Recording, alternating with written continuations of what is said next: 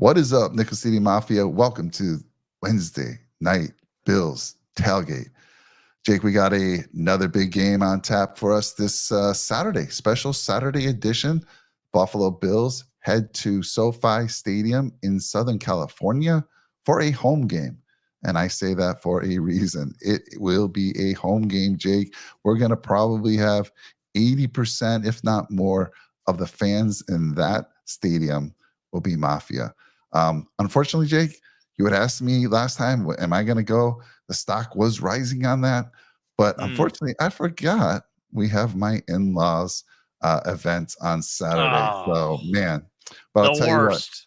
I know those ticket prices were coming down. I'm like, yes, Son of keep a going. gun. I was feeling good about it. I probably could have waited until the day before or even the morning of, Jake, and Yeah. those tickets just keep coming down. If you keep watching them all week, people are like, man, no one's picking up, no one's picking up our tickets. So they start lowering the prices and a lot lower than what I paid last year. How you doing, my friend?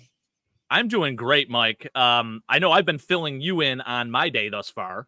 Yeah. And I'll tell you what, I'm very excited to announce that we do have some awesome gifts for that holiday spectacular. So today, I didn't even mean to really do this, but I ended up eating dinner at Bar Bill. My initial plan was to go to Maine and Hamlin. So my father-in-law, we do this boys' night thing, and especially with it being the holidays and stuff, he wants to, get us all together, the in-laws, the brother-in-laws, and it's always a good time. So, anyways, the plan was to go to Maine and Hamlin across the street from Bar Bill. Turns out, Maine and Hamlin was closed for a private event, so we went to Bar Bill across the street. Somehow got a table, but the best news out of that, Mike, we got a $50 gift card, a crew neck long sleeve shirt. I think it's a large, and then we got an XL Bar Bill T-shirt as well that we will be giving away to a special winner on Friday. So very excited for that. Dude, yeah, I know you've been working on that now for a little bit, and thank you for following up on that. That's going to be a No great problem. prize. Yeah. So, like Jake mentioned, Holiday Spectacular this Friday, the 22nd, 8 p.m. Eastern. You don't want to miss it. It's a family show, family oriented. We are raising money for a family in need. Cardell, we need your help. We need your help to get us over that goal line that we have. That goal line is 5,000. We're a little over 3K, but we want to hit that goal, and we're going to need you. So please help us out there. But not only will we be raising money, we've got some things set up for you guys. We got some entertainment. Last year we only had 2 entertainers, Jake. We've got about 6 this year, and some of them are doing multiple songs. A lot of them are pre-recorded, but your friend Ian, I believe, right now, unless you tell me the weather's looking bad for this Friday, we should have Ian live performing for us. Is that correct? That's still the plan, and he is working on a pre-recorded song as well, which I think he should have to me either today or tomorrow. So just kind of cutting it close, but yeah. Yeah, we got an ugly sweater contest as part of this. Somebody will get a $50 gift card. I mean, if you don't believe me, I'll show you some of these things. We got there's one right there. That's a $50 Visa. So, and we have another one. I think one's an American Express. We have 4 $50 gift certificates that we're giving away during this event. One of them is going to go to the ugly sweater contest. How do you get into that? Well, hopefully you watched our video, but I'm going to assume you did it based on the number of entries we got, Jake. We got 4 right now. It's growing. But all you got to do is take a picture of you and your ugly sweater. And heck, if you have like 4 ugly sweaters, take 4 pictures, get them all entered. Doesn't matter. When we go live on the show, the show goes live about 8, Jake, and we have a special guest lined up. So we'll probably be announcing the ugly sweater winner somewhere around 8:40. But you want to be on the show the whole time, and then we'll pull up some finalists, and we'll be judging it right there. The host, it'll be Jake, myself, Tommy, and Mikey from Mafia Sports Report, and we will pick a winner, and that winner will get a $50 gift card. So that's cool. Then we're going to have at least 3 to 4 rounds of Who Wants to Be a Millionaire questions, Jake, all about Christmas movies. Our good friend Keith from the AFC East Summit Show put together some fantastic trivia, and that's going to be a blast. Each contestant will be asked 5 questions, Jake, and they have help on 3 of them, right? They can use the chat. They can ask the folks in the chat. They can ask the host, us, me, you, Tommy, Mikey. They can ask us, and they can use the 50-50 where you remove two of the answers. So anyhow, we're hoping all those winners will get at least a $50 gift card. And I think, Jake, what we're going to do is double down. We're going to give them one of the signed merchandise items of Dawson Knox. So Love does that. a Bills jersey count as an ugly sweater? Troy, come Troy. on now. I love it. Are you kidding me? Are you kidding me? You're coming in here with that stuff. Hilarious. Well, I'll tell you what, last year we had the winner submitted a sweater with the Raiders. But to be honest, it was our only entry. So so we had no choice, Jake, right? But that was tough. Dude, lots of fun. We're gonna have like people sharing. We did this last year, Jake, but we're gonna have on some Nickel City Mafia content creators, just kind of for a short time, asking them about their favorite holidays. You know, you and I are gonna share ours. Tommy, Mikey, it's just gonna be a great family show. I'm telling you, show up for this. Special guest is gonna be there. Like I've said this, I've been saying this. The word is Santa Claus himself will be joining us, Jake. Santa Claus. So you don't want to miss that, man. Amazing. I can't. I'm excited for that one. I can't. We got the Back It Up Binge podcast. Hello, gents. Nice to see you out there. Appreciate you joining us tonight. You brought it up. I'll tell you what, that was my Jake, fault. You and I always, Mike, I got to say something. So last night Yeah. I did the AFC East Summit show. Appreciate you for joining. Appreciate Back It Up Binge podcast and my dad for joining as well.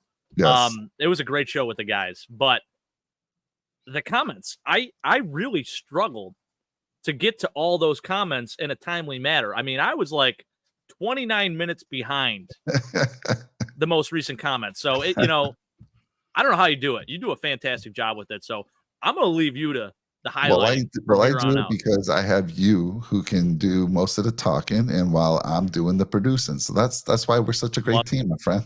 That's right. That's right. Back It Up Binge podcast. Let us know in the chat what you're all about. We're about supporting other YouTube channels. So tell us a little bit about yourself in the chat. Well, he's a Dolphins fan.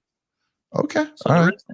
But all we right. welcome all fan bases. We really do enjoy chopping it up with you guys. So we certainly do. Certainly do. Yes. Big Al saying, I like the background. Yeah, this is what we're going to use Friday night, Big Al. I thought I got a picture because I reached out to Santa. He sent me his, picture of his workshop, and there it is, man. So we're gonna roll with that. That's awesome. You see, they do YouTube live streams, by the way, Mike. They do YouTube live streams of Santa's workshop, and it shows the different rooms. It shows like the main decorating room, the tool shed, and like Santa's room, cool. And it shows like the elves working, and then Santa walking in and out and getting changed and eating cookies. It's pretty cool to watch, actually. I love it. So I'm super excited for that. And I hope, like I said, all of you should join us. It's going to be a ton of fun. Well, guess what? We also have a football game this weekend, Jake, to talk about. Yeah. And like I said, to kick off the show, a special Saturday night edition, 5:00 Pacific time, 8 p.m. Eastern. The Buffalo Bills travel to Southern California for a home game. So talk a little bit about that, Jake. I have to fix my speaker here real quick. You said it very well. It's going to be a home game indeed, Mike. I mean, it's kind of sad. So the Chargers are unfortunately like the ugly stepsister of the LA Rams. And, I think when they moved from San Diego, obviously took some heat on that one. I think a lot of people were very disappointed with it.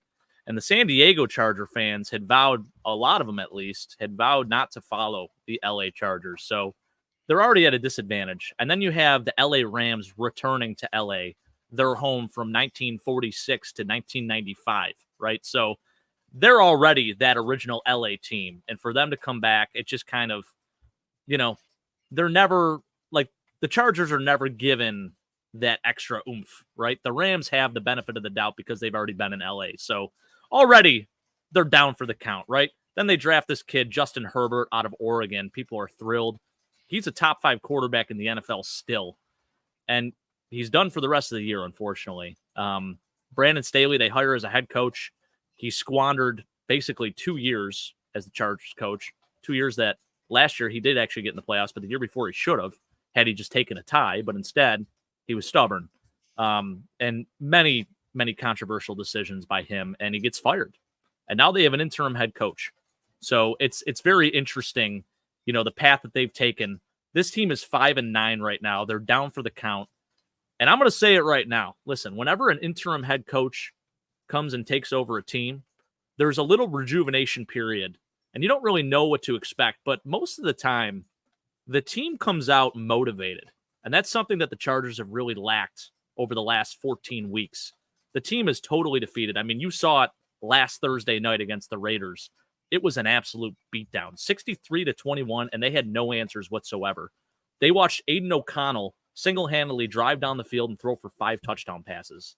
I mean, it was absolutely disgusting as a Chargers fan, I'm sure, for the few that are remaining. And, I do feel bad for the team because I think they have a very well-built team. They have so much damn talent. Like I said, Justin Herbert's a top 5 quarterback, and I know he's banged up. He's out for the rest of the year. But even so, with Easton Stick, he sat behind Phillip Rivers. He sat behind Justin Herbert. They have Austin Eckler, who hasn't really gotten things going this year. Keenan Allen having an incredible season. You got Quentin Johnston, who's kind of been somewhat of a bust, but he's starting to come into his own, which is good to see. And then Mike Williams, who's very injury-riddled, but when he is healthy, he's one of the better receivers in the NFL. So for them not to be able to figure it out, it doesn't make sense to me. There's no reason they should be 17th in points for and 28th in points against. I mean, both offensively and defensively, they have some absolute dogs on that team. So, yeah. So we'll see, man. Yeah, Keenan missed the game last week, and he's in danger of missing this week. He's got a heel injury, and I don't know, with nothing to play for, they may shut him down for the year. Yeah, exactly. The only concern I have, like you said, Jake, is you get a little bit of boost, and the intern coach is called his name's Giff Smith. Yeah. And was he the offensive coordinator? Where did he get elevated from? No, he was a position coach. He was their outside linebackers coach. Wow. Okay. So it's kind of crazy. I mean, when you look at his tenure, he's actually never even been a coordinator. He's always been a position coach. His forte is defense. And actually, by the way, he was the Bills defensive line coach from 2010 to 2012. Wow. So if you remember in those years, that was kind of all we were sort of known for, was having a decent defensive line, right? So that's at least good. He's got that going for him.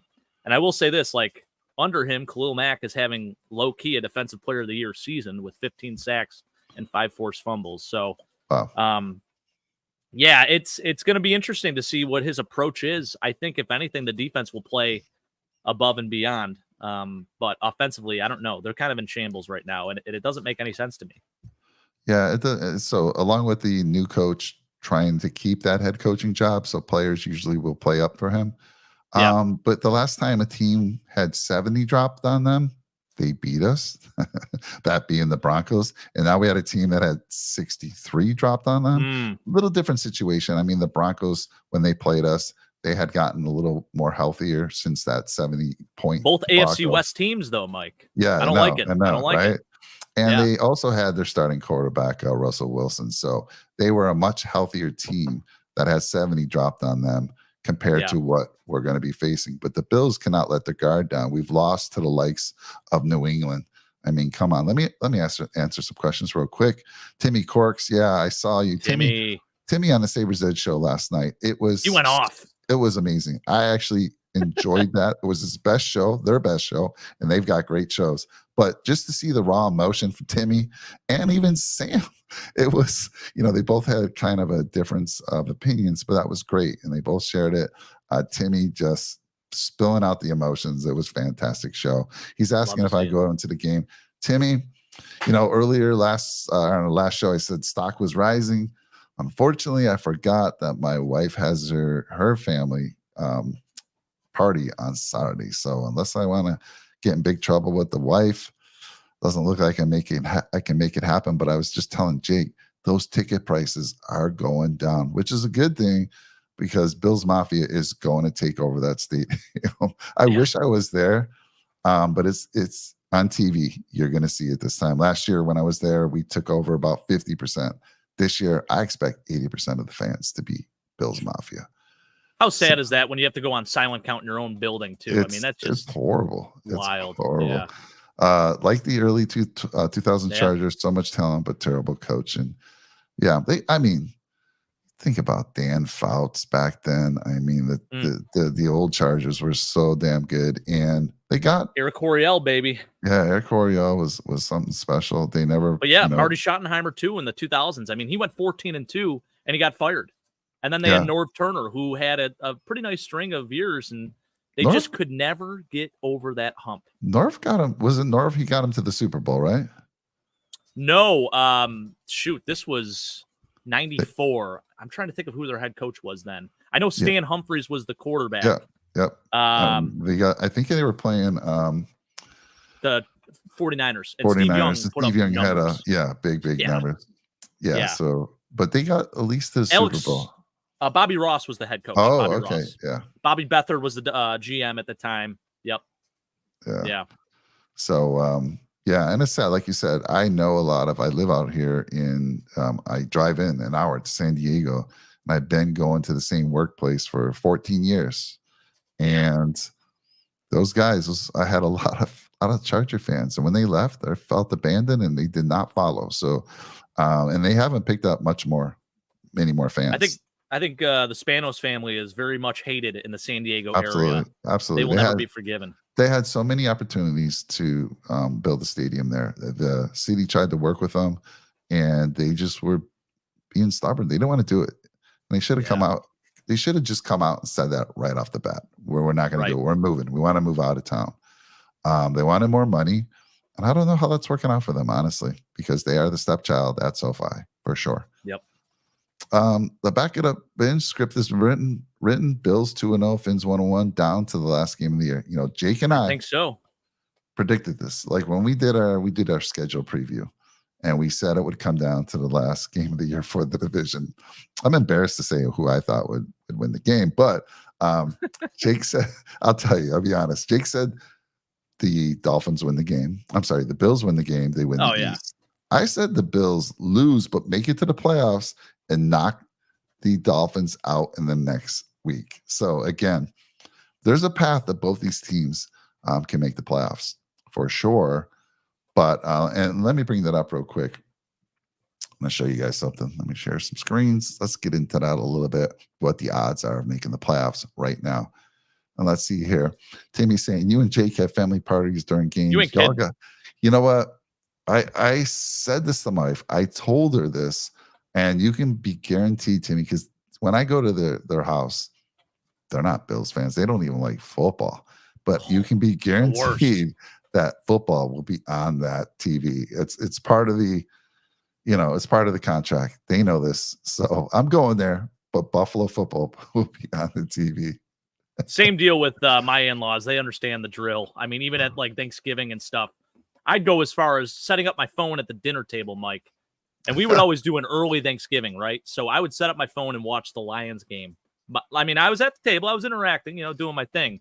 But I'd be peeping down the whole time, kind of checking out the score of that game. So got to do it.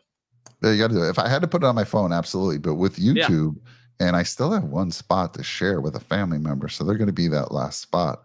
And we're going to have that game on. So let's take a look. So the Ravens are the only AFC team that have clinched. Now, they haven't clinched the top seed. They do have some people in the hunt still in their division. Let's see here. I thought that the Cowboys actually did clinch. I'm interested to see why they don't show that. They clinched. Okay. Up here to the right. These are all the teams that clinch. Got it. Yeah, these are the teams that clinch. Got it. Okay. Yeah, I said the only team in the AFC. Sorry. Right. Okay. Yep. Yeah. Yep. So the NFC, you got three teams. Obviously, the Niners, Cowboys, and Eagles. I'm just going kind of going down the AFC side, so keep an eye on that left. So right now, the Dolphins have a 99% chance of making the playoffs, and it looks like no matter what, they lose, they win, the odds stay good that they're making the playoffs. And I think that might be based on their conference record. Yeah. Yep. And then you got the Chiefs at 9-5. So you got you got the Ravens who still want to go for that top seed. And they're 11-3. Dolphins are 10-4. So Dolphins are right on their heels. Chiefs 9-5. They're kind of looking good, 98%. Even if they lose, they just dropped to 93%. I don't think there's really no one challenging them. They got that division locked up until last week when I think Denver was one game behind them. Yep. But Denver has lost. They do play each other one more time. So that's kind of interesting. Jaguars are interesting. They still are holding on to the 4th spot. They're first in the AFC South. They play Tampa, who I believe Tampa's fighting for they're at number 4 right now, and they're first. Man, how bad is it that you're in first place with a 7-7 record, Jake? I know. The NFC, like you talk about the AFC being very tight. The NFC is wide open. I mean, the Bears are still technically in playoff contention at 5-9 right now, so it's speaks volumes. We're going to see that as we drop down here a little bit. And the Rams, the Rams still fighting for a playoff spot right now. If the season were to end, they'd be in. Yep.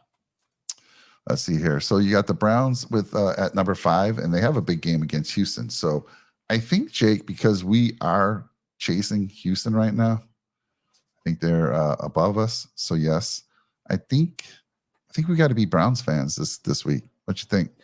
Yeah, we have to be Browns fans, and we also have to be Niners fans, because we want that Ravens game against the Dolphins to be meaningful. So if the Ravens do lose, they still have to fight for that number 1 seed. So, and if they do lose to the Niners, they're probably going to come out angry. So, obviously if the Cowboys don't get a win this week, hopefully the Ravens can take care of business against the Fins, because they need to lose at least 1 game, and the Bills need to win out in order to, for the Bills to win the division. Yeah, I shouldn't have skipped that. So they play Dallas, and obviously we're Cowboy fans this week. Last week, no, of course not, right? But this week we're big Cowboy fans, and let's talk about that a little bit. I mean, they kind of were exposed on the ground. Dolphins have a good run game. Dolphins probably are going to try to follow that script, but of course Dallas has to be ready to adjust this time. Dallas seems stubborn. They didn't want to make any adjustments against the Bills, and I read something where the Bills weren't planning on doing that type of game. Their offensive plan was not to run the ball as much as they did, but they saw how effective it was, and the fact that Dallas didn't seem to make any adjustments. Why not just keep going back to the well, man? And they did. Right. So what's your thoughts on this Dallas, Dolphin game? Well, I definitely think it was a kick in the pants for Dallas. They're going to come out angry, and I don't know if Zach Martin's going to play in this game. That is a tough loss for them. But yeah, I mean, we laid the blueprint for the Fins, right? So all they really need to do is go back to the running game there. They have a very, very good tandem of backs with Raheem Mostert and Devon Achane, as well as Jeff Wilson, who really doesn't get as much time anymore. But those 3, I mean, you could put any of them in there, and they're probably going to have a nice day. So I feel like for them, I mean, that's the blueprint right there. I would rest Tyreek personally. I think they can get away without playing him. I saw last week what they did against a very good, still a pretty good Jets defense. Yeah. I know they're beaten down and the morale is low, but my gosh, I mean, they're full of a bunch of dogs on that D. So I think the Dolphins can certainly get it done without Tyreek. So I feel like running the football, I mean, that's all you got to really do. Yeah. I mean, again, they're going to adjust, and they're going to be mad, though. Cowboys are, still in the hunt for, if you look up top here, they're still in the hunt for the first They're trying to get that 1 seed, too. Trying to get keep the number 2 seed for sure. So they have a lot. And I'll say this. Now, the Dolphins' offensive line, I don't think is nearly as good as the Bills' offensive line. Right. What the Bills did last week, they put on an absolute clinic. I mean, Deion Dawkins, unbelievable. By the way, Mike, did you see the clip on Good Morning Football with him and Kyle Brandt? No. So it was Deion Dawkins, Spencer Brown, a couple other guys, and James Cook. And they were talking. They do that Angry Run segment, right? So it was all of them featured in the clip. I'll have to find it and send it to you. It was great. Great to see. I saw so many shows showing the highlights. The Deion Dawkins one, where he's just bullied a dude down, from about the 15 all the way down to pretty much the goal line. And and I get it. It's a size mismatch, but still, it's fun to watch, right? I know. I mean, come on. It was. So the Jaguars, 8-6, they play Tampa.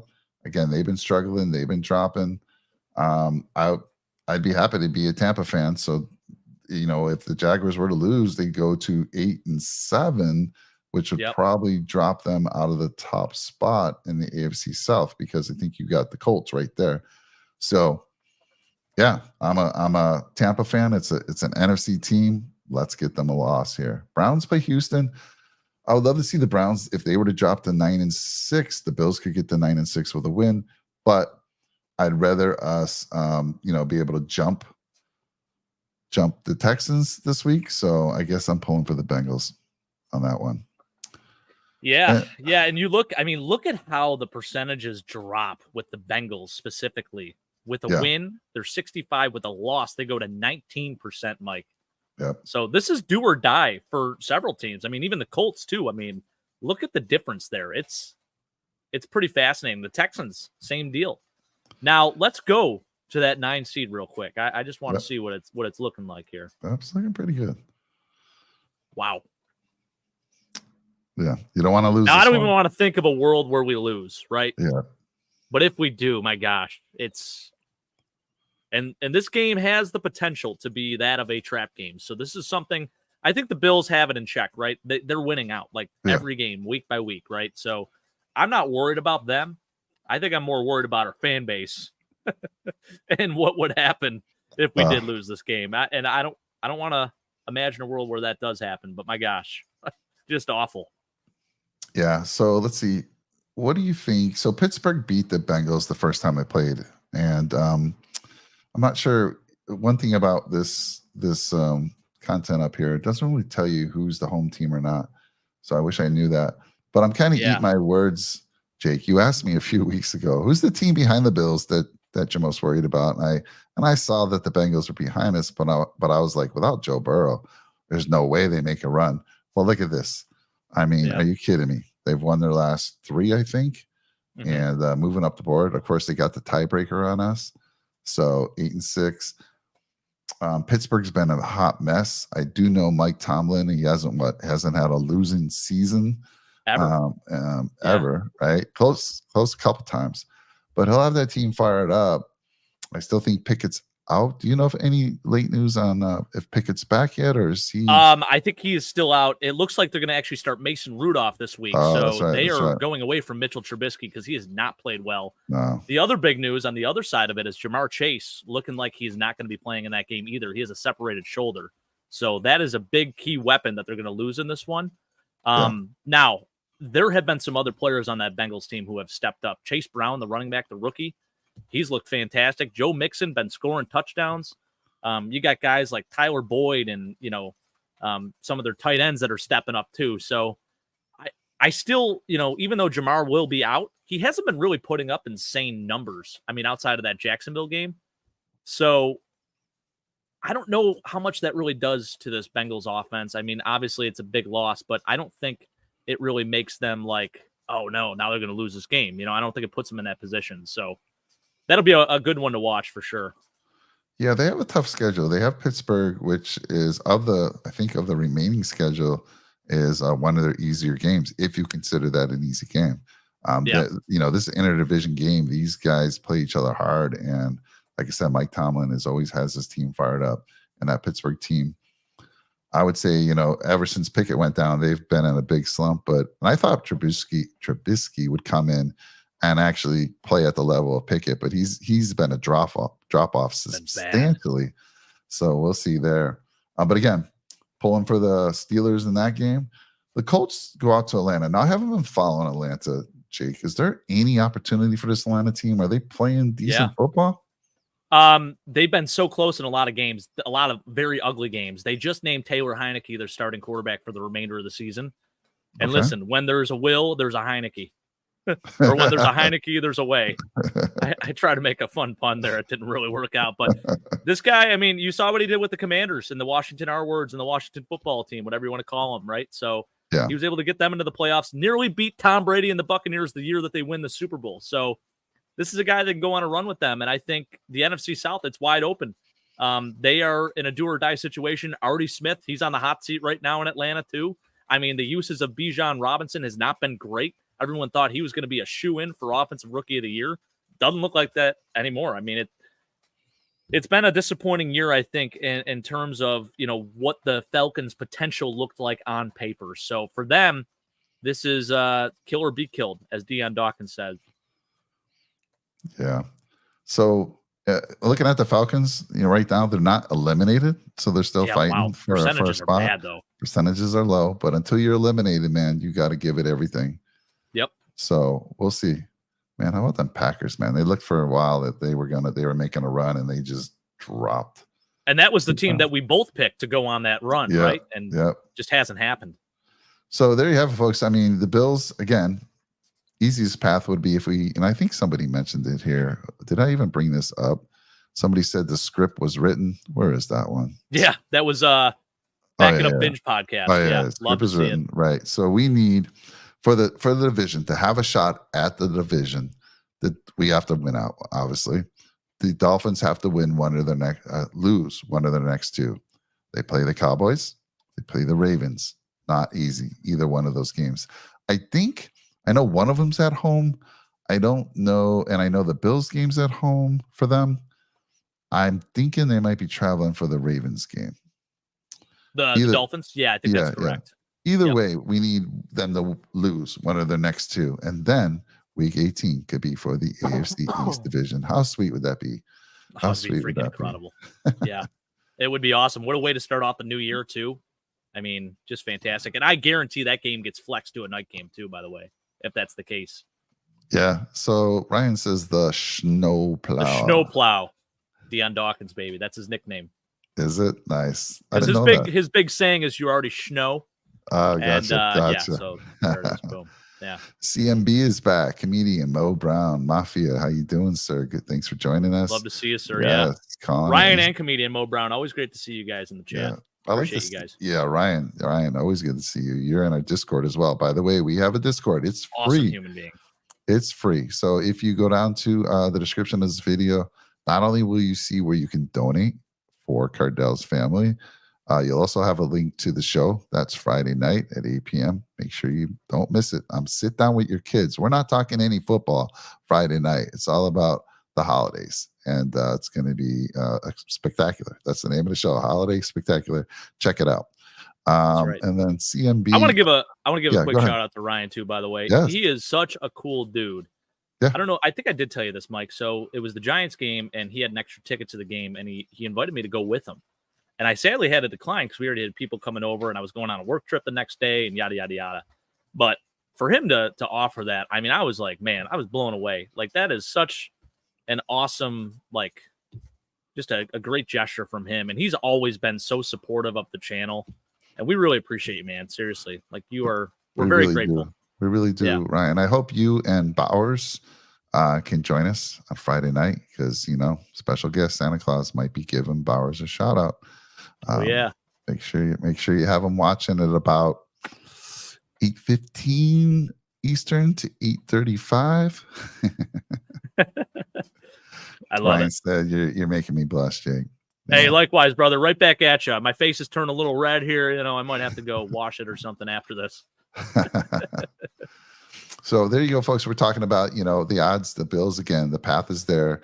There still is a shot. And we don't it'll be interesting how it plays out. I haven't looked that far, but let's say we're both playing for the division. And if one of us lose, I think the Dolphins have the better chance. If they were to lose that game and the Bills win the division, I think the Dolphins still, obviously, based on their percentage, even if they were to lose today, they're saying the odds are still 98% that they make the playoffs. So we'll see how things shake out there. Yeah, and that's on account of just having a very good conference record, and that's what that does. If the Bills were in a different position conference-wise, I think they would also. I mean, they wouldn't be 8-6. That's for damn sure. Mike, you go back and you look at the stupid losses that we had. The one against New England and then the one against Denver. Those are the two that stand out to me, and really Philly too. I mean, but specifically those first two that I mentioned, there's no reason we should have lost either of those games. Awful. I know, and if we do miss the playoffs, it's just going to be hard thinking about that all off season that we lost to those teams. Yeah. I mean, so, I want to give you some stats here. We use PFF a lot, by the way. You hear us talk about it. It's a good tool. It's a tool. And we use it when they give player grades. But I wanted to just bring this up real quick to kind of show you where the Chargers are sitting. So on offense, they're 21st, and that's been going down. Ever since they lost Herbert, that's been on a steady decline. Defense is 23rd. Like you said, Jake, they've been, Khalil Mack's been having a fantastic year. What'd you say he has 15? Is he leading or is No, actually, TJ Watt now leads with 16, but he is third in the league with 15. He is tied in first with 5 forced fumbles. Him and Trent McDuffie, both with 5 forced fumbles, which is just incredible for a corner to be up on that list. Yeah, crazy. And then you have so points scored. They've scored 303 points, which is 17th. They've given up 345, which is 28th. So the defense again is ranked 23rd. Special teams, that's probably the only area that they have the Bills beat. Oh yeah, And they're tied for third in that one. Looks like the spread is 11 for this game. wow. The Bills. I mean, one of those, I don't love when the Bills are favored by double-digit points. To be honest, our history with that has not been great. You remember the Jacksonville game 2 years ago, favored by 15. We didn't even score 15 total, or I think we scored 15 total points between both teams. So I don't love that. But again, I think we have to start playing with the expectation that we are going to win games again. Like, we need to get back to that mode. So then you look at the Bills over here. You know, we're sixth on offense, we're eighth on defense, we're sixth overall. I mean, fantastic when you consider all the injuries that have occurred. By the way, we need to mention some things. Daquan Jones was elevated off of IR and his 21-day window started. He was practicing today. Sean McDermott, don't expect him to play this week. And I wouldn't even expect him to play against the Patriots. Agreed. But, and as long as we continue to win, I could see him maybe playing in that Dolphin game. Maybe. Yeah. Maybe. But it was a torn pectoral, which is always scary to me because I'm like wondering through rehab, and I wish your brother was around, Dr. Blake. Yeah. Talking about how can you even rehab that and be, fearful of tearing that again. But I'm no doctor, and we need to get Blake on to talk about that a little bit. He signed that big deal, and he's just been stiff. I know. We signed a big deal. Never had him on here once. Unbelievable. Special teams, obviously, you can see we're ranked 22nd, which is not good. Special teams has not been good for us this year. Slippery Sam Martin, as you like to call him. Yeah. Not that great. Bass has been, a little unreliable this year as well. Not as steady as he usually is. But I'm more worried about Martin. Because Martin, I mean, he's not been changing the field much. He really hasn't when needed. Low kicks. His net average is, I think he's got a career low right now in his net average as well, which is never great to see. It's like 37 point something right now, which is not good, not ideal. Yeah, his hang time has got to be. I wish I had that stat. I don't, but it feels like the hang time's not been there either. Right. So it's been a lot. I'll tell you who has been on, and I want to show you something real quick, Mike. Yeah. Scoot over here. I meant to bring this up earlier in the show, but a great purchase that I made the other day. So they sell these things in Buffalo, these Josh Allen candles. This one is a limited edition Reed Ferguson candle, our most consistent and longest tenured Buffalo Bill. And it now has its own place here in the man cave. So talking specials, I figured I had to bring that up. Yeah, love it. Also, we didn't mention Jordan Phillips is going to miss this week. I mean, he had a wrist issue coming out of the last game, and he had to have surgery, which is crazy to me. I mean, they haven't been real detailed about what it was, just that he had a wrist problem and he had surgery on it, and he's week to week. He will definitely miss this game. And honestly, it's a little concerning. Poona Ford's going to have to be playing. They did talk about picking someone else up, but let's talk about that a little bit because Poona Ford's been a big disappointment. I was reading an article that Ford was saying, it's not what he expected, and he doesn't know why he hasn't been getting play time. So that came from him. But talk a little bit about that interior, because without Jordan Phillips, Settle hasn't been playing great. Poona Ford, when he has played, hasn't looked great. So it's definitely concerning there. So talk to me. Who do we have on the practice squad that we could elevate as well? I was just going to make sure I have this. I think he is still on the practice squad, technically. Yeah, he is. Eli Anku, who has played nose for us in the past and has actually had some moments where he looked like he could play in this league. There is a potential that we call him up. But honestly, if it's between him and Poona Ford, I would like to see Poona Ford get another shot. Like, there's a reason that we signed this guy. And I know, like, he was a late free agent signing, and people were mentioning that maybe he took a pay cut to come here instead of play elsewhere where he could have made more money. He had a nice season last year. He's still a very solid depth piece. I think in the games that he has played with Buffalo, there's been some moments where he's like, okay, this guy can play, but then other times he just looks slow and he doesn't get off the ball that fast. And, I think he's just really struggling to find his place in this defense. So I think definitely there's a chance you do see him this week just based on the two injuries that we have with Jordan Phillips being out and then Daquan Jones probably not ready to return just yet. So there's a good chance that he comes and plays. If not, I would expect Ilianku to play as a nose this game. What's your thoughts on how Linval Joseph's been doing? I love what he's shown. I think he came out with a big splash couple of games. You look at the past few, there's been some moments been up and down, but he's older. And I think he's been solid for us, actually. I feel pretty good with his play overall. Better than Tim Settle, I can say that. I want to show you why sometimes I really don't trust PFF. Let me show you something. What do they give him for a score? Oh, wait till you see this. Oh, boy. Let me show that. So his defensive grade is 34. Woo. His run defense, which is where he should really be shining, is 29.5. His pass rush grade is 49.4. And honestly, I've seen the big man getting after the quarterback a couple times, so it's been pretty nice. Coverage grade, this is where he shines. He's great in coverage, Jake. The best coverage defensive lineman you'll ever find. Oh, hell yeah. Look at that. So, 75.2. That's crazy. It's crazy. But, it's big dude, 6'4", 329.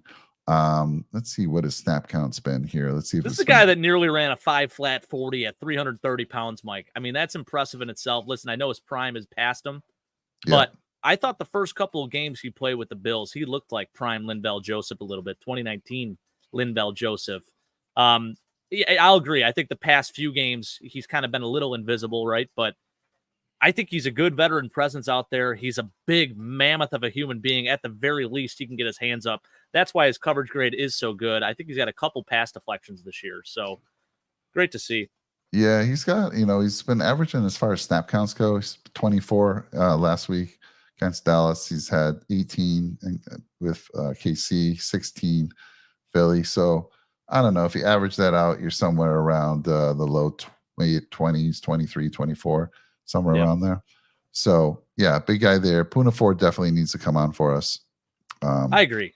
Give him another shot, man. But talk to me a little bit about can't even say his name. The gentleman on Linval Joseph. No, the other gentleman. Ilianku. Yeah, these difficult names. I don't want to butcher it. So I mean, he's played for us before. I think last year he was in 3 games he was active for. He's been around a little bit. He's been in the league since 2017. He's actually only a year younger than me, Mike. So he's 6'3", 325. He's 29 years old. And like I said, I think bouncing around from practice squad to practice squad. He was with Atlanta, I know. He was with Tennessee. And then he was with Buffalo, got released, came back to Buffalo. And he's, again, that's another solid depth piece. I think he's found it hard to get playing time just because the guys ahead of him are just a little bit better. But I look at Ilianku as more of a juice guy, like a guy that's going to come out there almost like Jordan Phillips, right? Who can make a splash play every once in a while. Yeah, I'm bringing up his numbers right now he's played a little bit this year. Yeah. Bring him up here. What games has he? Yeah, he's been active, and he started. I don't think he actually. I guess he's only played in 1 week, week 5. Yeah, but I mean, you look in the past, last year or 2 years ago, he was with Buffalo and Tennessee, and that was where he spent most of his time. Yep, and then Dallas before that, Cleveland, Jacksonville, and he's 6'3", 325. Big guy, just like you want. Now Poona's shorter, right? Poona's like what, 6 foot if we're lucky, and he's about 300 pounds. He might short and thick. He might even be shorter than that. I think he's what, 5'9", 5'10", 5'11" ish, something like that. Yeah. I don't know. You know how they always take that person for football and they add an inch or two. Yeah, they're wearing the extra high cleats that day. That's right. Yeah. Let me see here. Yeah, so that covers him. Let's take a look at that real quick. I want to take a look at Poona Ford. And let's see. Let's find those interior guys. And another name to look out for too, Mike, who we activated last week, who we reactivate or restarted his practice window or whatever. Mm-hmm. Justin Shorter, the receiver. Yeah, I know. I don't anticipate him being brought up to the active roster or anything like that. But this is a dude. I mean, shoot, Gabe Davis, several games with 0 catches, right? I don't put that on him for last week, but maybe throwing an extra receiver in the lineup wouldn't be the worst thing in the world. You know, I know Gabe is getting a lot of a lot of heat. I mean, he hasn't been really catching anything. But he does block really well. He does know the scheme really well. And I think it's just been more play calling. I mean, heck, Josh Allen threw the ball, what was it, 15 or 17? 15 times last game. I think he targeted Gabe once on a deep ball down the sideline. You know, and people are like, well, Gabe should have adjusted. You know, it's not that easy. It's easier said than done. But he does contribute in the run game. He's still a threat. And I guess I'll tell you what, last year in SoFi, he lit it up, man. He started the scoring off in SoFi last scored the week. First touchdown of the year. Yeah. Watch out for him. I think you might see a bounce back week this week. So against I think it's due. Yeah. I agree. I mean, he's had back-to-back games with not one catch, which is insane. Yeah, it is. So Poona Ford. So he's 5'11", 310. And let me see what he's done so far this year. So he's played 8 total tackles. 3, 4, 5 games. He's had a total snap count. I mean, he had 26 snap counts against Tampa, 27 against New England. And his grades, according to PFF, like the last game wasn't too bad against Tampa. Again, he's not getting a lot, but we don't need him to get a lot of snaps, right? As long as Ken Settle's been pretty rough, but you got Ed Oliver and you got Linval Joseph, and Linval Joseph's probably going to get a little more snap counts this week, and then you'll have Settle, Poona coming into backfill both Oliver and Joseph. Yep, I can definitely see that happening. So what's going on? And I was going to say, what's going on the channel here? People being a little quiet. We got CMB saying Bills versus Brock Purdy in Vegas. Remember, Rod made the Super Bowl as a 6th seed. A-Rod. Is that A-Rod?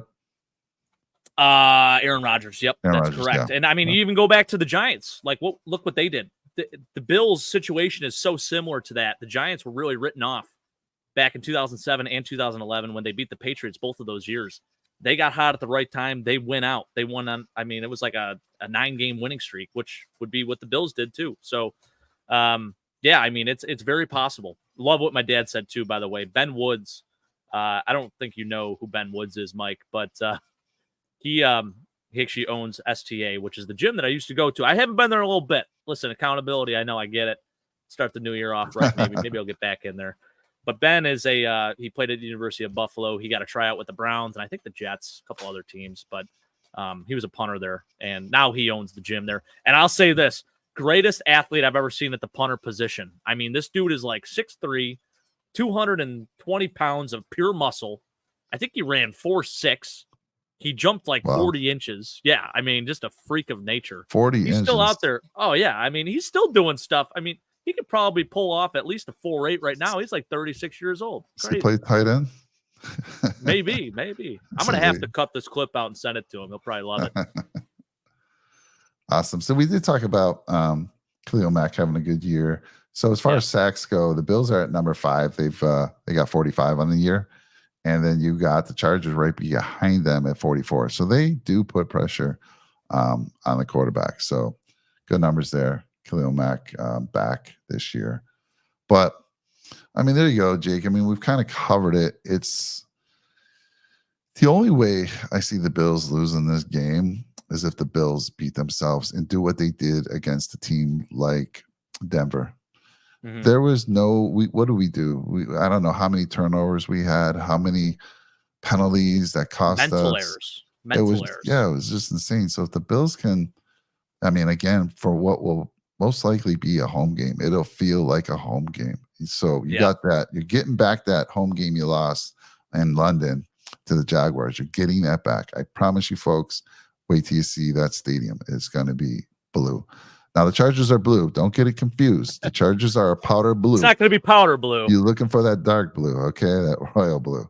Blue and You're red. going to see most of that. Yeah, for sure. So again, I mean, talk a little bit about, I think you mentioned it earlier, who's quarterbacking for them and what can you tell Easton us about? Stick. Yeah, Tell us Easton about Stick. So he Easton. was drafted in 2019 in the 5th round out of North Dakota State. And North Dakota State, what a lineage of quarterbacks. He actually, I know they were talking about it last week. He used to sleep in Carson Wentz's basement while he was in college. So Carson Wentz kind of got this whole train of first round, I guess good quarterbacks out of North Dakota State, right? Carson Wentz gets drafted in the 1st round. Easton Stick precedes him, gets drafted in the 5th round. Then Trey Lance follows him. So those were like the 3 QBs in the 2010s era, and they all won national championships there, which is very impressive, right?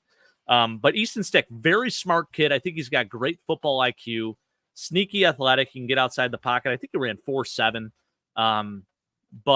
Yeah, I mean, last week you look at his numbers and you're like, oh, what was the big issue? Well, the big issue was they lost 63-21, and they didn't get any of those numbers really until garbage time. So it just seemed like they couldn't get anything going. By the way, they also lose their center, Will Clapp. So now they have a kid, Brennan James, that's going to be starting at center. He was a 5th round pick for them in 2021. They have a lot of good, actually young offensive linemen, especially on the left side, specifically with Zion Johnson, a guy that I wanted the Bills to maybe look at out of Boston College. They drafted him in 2022. And then Rashawn Slater, who's one of the best left tackles in football. This is a mammoth of a human being, one of the strongest MFers I've ever seen in my entire life. I want to say it was like 45 reps on the bench press that he did in the combine, which is unbelievable. Just a really incredible football player and a very strong human being. I think him and Penei Sewell have really rewritten the standard at the tackle position coming out of college. Both of them extremely pro ready, and both of them playing at a super high level. So I think the left side of that O-line is pretty good. The interior is where they really have struggled, specifically at the center position and the right side. So I feel like we should be able to get some good pressure there. And they're banged up at receiver right now, too. I mean, they lost Mike Williams for the year already. We talked about Keenan Allen a little bit, having an incredible year, but he's missed last week, and chances are he may miss this week as well with a heel injury. Not a whole lot to play for. They may just shut him down as a 33-year-old receiver, I think. Something like that. Let me see. He is 31. Okay, 31. Yeah. And actually having one of his best seasons ever, which is crazy. But yeah, they may shut him down. So you're going to have guys like Josh Palmer, who had a nice week last week, Quentin Johnston, the rookie receiver, and Alex Erickson, maybe Darius Davis, who's a great returner out there on the field. I think our corners can handle it. I was very impressed what we did last week against Dallas. So that's another, I guess, area to watch out for. But overall, we just need to play a good sound game of football. Keep the foot on the gas at all times. I don't want to let up one bit. I love what my dad says here, 45-9 Bills. Let's make it happen. Come on now. Mistake-free. Play mistake-free. Keep the penalties down. And like I said, there should be no reason why we lose. But how about that? Josh Allen did break his interception streak last week of not throwing a pick. Let's not start a new one. Right.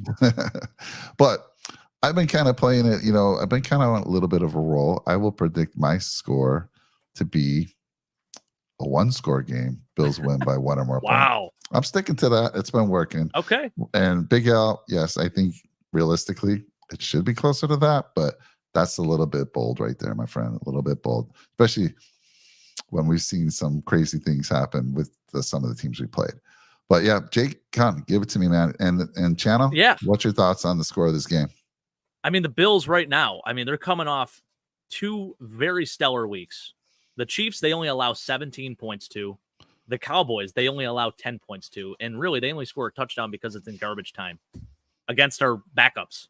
So no chance in hell are we going to allow the Los Angeles Chargers, a team that is more deflated than I've ever seen. And listen, I know they got an interim head coach, but no freaking way are we going to let Easton Stick go down there and score 14 or more points. It's just not going to happen. I'm sorry. With that being said, I think the Bills pull one off here. 38-13 Bills all day. Love it. So let's get the win Saturday night and then enjoy Christmas Eve by watching the Cowboys beat the Dolphins. Dolphins, That game's an yes. afternoon game. It's 1:25 here in the East. On the West Coast, it's 4:25 on the East Coast. So let's enjoy our Christmas Eve cheering for the Cowboys that day.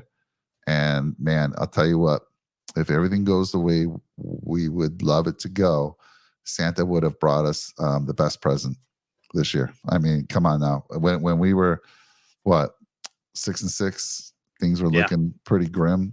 And now things are looking up. We could get our wish. So let's see. So everyone, I want to thank you for your time. Jake and I will be back Friday night for the Holiday Spectacular, 8 p.m. your time. We will not have a post game after the Saturday show. We got a lot of family, a lot of things going on for the holidays. So we won't be doing a post game show, but we expect a big victory. So boo to Cowboys, says Troy coming in. You know, he's a Dolphins fan. But we're huge. Listen, Troy, it's the only time I'm going to say this right now, but go Cowboys. Go Cowboys. So everyone, again, thank you for your time. We appreciate you. Please like, comment, drop a nickel on that subscribe button. And at the very least, hit that like button for us. It really helps us get out there. We want all of you and so many others to join us Friday night, because it's going to be so much fun, Jake. I can't wait. Yeah, me too. It's going to be magical, Mike. I got to say, we're going to be talking to Santa Claus. I mean, that's unbelievable in itself, right? Never spoken to the big man. So I'm going to be giddy. I think, I mean, you already told me you're going to be very giddy. So it's going to be, I mean, we're big kids ourselves. So it's going to be an amazing moment. I mean, I told you, I had to do a pre-test with Santa. I'm like, Santa, you know, being who I am with tech, I'm like, Santa, can I get you to come on and just do a quick sound check? Dude, Santa was in full gear. Santa was, you know, he had his elf Katie there, and it looked amazing. He's like, I'm Santa, Mike. Of course, I got anything I need. But for you, Mike, since you've been a good boy all year, I came on to do this pre-check. Does this put you at ease? I'm like, man, fantastic, Santa. And then he said, okay, I'm in a little bit of a hurry tonight, but I will talk to you on Friday the 22nd. So let's go. Awesome. And awesome. CMB, come on, man. Don't ruin my Christmas. Don't win my Christmas. I don't want that. Yeah, I don't want that. All right, let's go. Take care, everyone. See you Friday. And now the real go. Go Bills. Go Bills.